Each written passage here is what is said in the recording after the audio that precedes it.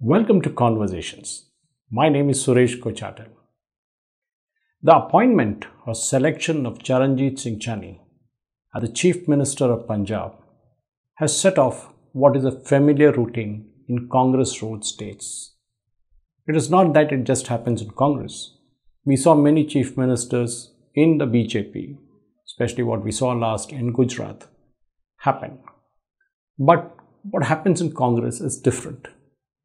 The removal of Amrinder Singh, a very powerful chief minister by his own stature, was something to be expected.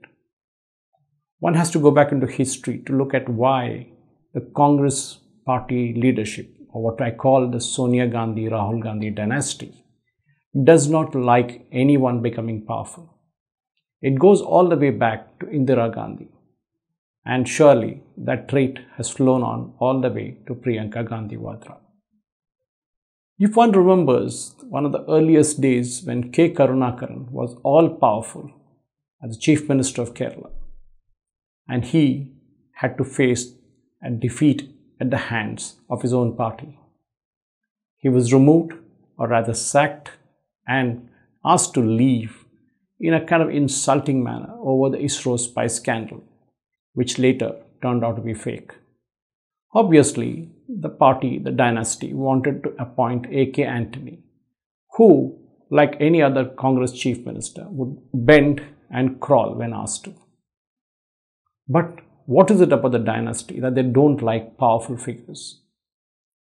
Take Y.S. Rajshekar Reddy, who, like Amrinder Singh, was all-powerful, till one day his helicopter met with an untimely crash. Nobody knows what happened and why. It all goes back to deaths which are mysterious, be it Kumaramangalam, be it Madhavrao Senior, be it the pilot senior and others. Why does it happen? And that is very, very important. We saw many Congress party leaders over the year disappear from the scene in a series of accidents. I'm not here to take names, but only to suggest there was something happening which to many people looked very suspicious.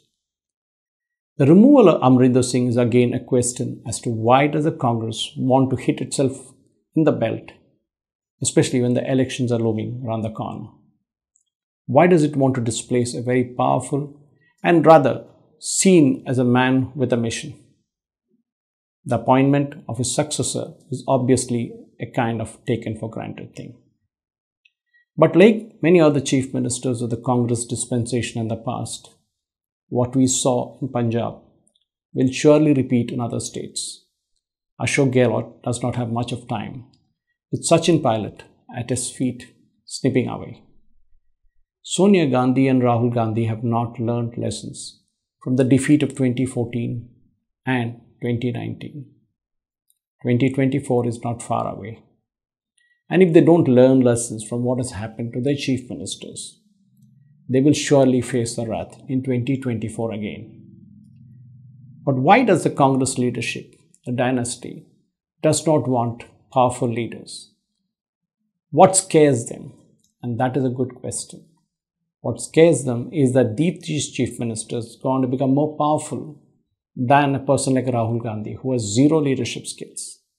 Then the party might see a rebellion. It doesn't have to go back too much to the syndicate of the late 60s and 70s and what we saw with kingmakers like K. Kamraj, S. Nijalingappa and others. The Congress only has to blame itself for not creating a second-rung leadership. We have seen a mockery of elections in the Congress where no one apart from the dynasty makes it to the top job of the president. Rahul Gandhi wanted to be one, became one, gave it up. Then the party elected Sonia Gandhi, and she doesn't want to let it go. It all goes back to the days when Sitaram Kesri was locked up in the toilet of AICC and then dumped on the road because Sonia Gandhi wanted to become the president. Amrinder Singh might not be the last who faced this kind of wrath from the dynasty. And certainly, he is going to set a trend that is going to follow with other chief ministers. That if you are too powerful, if you're seen as a tough man, then your chair will not be there for long. Thank you for watching.